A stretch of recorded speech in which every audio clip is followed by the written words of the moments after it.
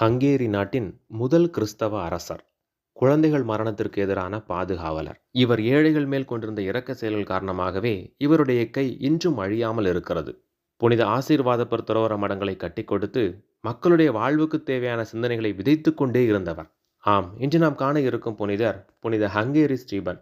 August மாதம் 16ஆம் தேதி நாம் அவருடைய விழாவை கொண்டாடுகிறோம். இந்த வீடியோ வழியாக நாம் அவருடைய வாழ்வோடு இணைந்து பயணிக்க இருக்கிறோம். புனித ஹங்கேரி ஸ்டீபனின் இளமை காலம். கிறிஸ்துவை அறியாத பெற்றோருக்கு கிபி 975ஆம் ஆண்டு ஹங்கேரியில் கிரான் என்னுமிடத்தில் பிறந்தவர் ஸ்டீபன்.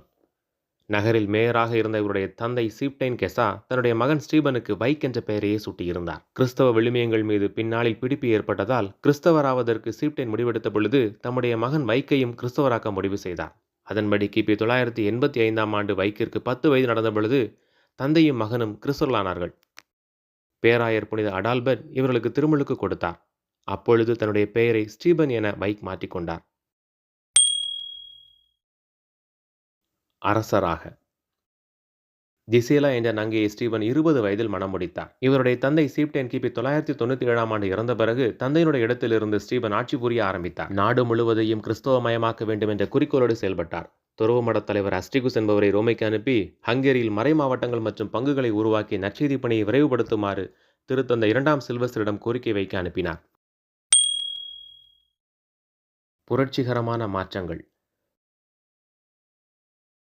திருத்தந்தையின் அனுமதி கிடைத்த பிறகு எண்ணற்ற ஆலயங்களை ஸ்டீபன் எழுப்பினார். வழிபாடுகளில் மக்கள் பக்தியோடு பங்கேற்க தேவையான அனைத்து ஏற்பாடுகளையும் செய்து கொடுத்தார்.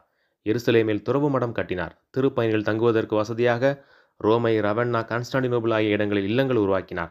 கிறிஸ்தவத்திற்கு எதிராக மற்றவர்கள் கலகம் செய்யும் பொழுது அதனை அடக்கினார். அவர்களும் கிறிஸ்தவ நல்கருத்துக்களை புரிந்து மனமாற்றமடைய வழி செய்தார்.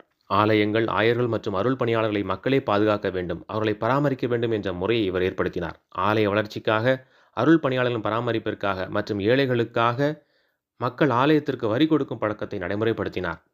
10 நகர மக்கள் சேர்ந்து ஒரு ஆலயம் எழுப்ப வேண்டும், அந்த ஆலயத்தையும் அதன் அருள் பணியாளர்களையும் அவர்களே கவனித்துக் கொள்ள வேண்டும் போன்ற புரட்சிகர வழிமுறைகளை அறிமுகம் செய்தார். இவருடைய அரும்பணி கண்டு மகிழ்ந்த திருத்தந்தை 2ஆம் சில்வஸ்டர் கிபி 1001 ஆகஸ்ட் 17ஆம் தேதி ஹங்கேரியின் அரசராக ஸ்டீபனை உயர்த்தினார். இறுதி நாட்கள். கிறிஸ்தவ அரசர்களுக்கு முன்மாதிரியாக விளங்கிய புனித ஸ்டீபனின் வாழ்வில் சோகம் வலைவிரித்தது. இவருடைய ஒரே மகன் எமரிக் 1031 செப்டம்பர் 2 அன்று நோயுற்று இறந்தார். தனக்கு பின் தன்னுடைய மகன் ஆட்சிக்கு வருவான், ஹங்கேரியை கிறிஸ்தவ நாடாக்கும் அனைத்து முயற்சிகளையும் செய்வான் என்ற அவருடைய கனவு கலைந்தது. கவலையின் உருவமாக இருந்த ஸ்டீபனை குடும்பத்தில் இருந்தவர்களும் நிம்மதியாக இருக்க விடவில்லை. யார் அடுத்த அரசர் என்ற போட்டியும் அதனால் எழுந்த கபட நாடகங்களும் ஆறுதலற்ற வாழ்வுமாக புனித ஸ்டீபனுடைய இறுதி காலம் கழிந்தது.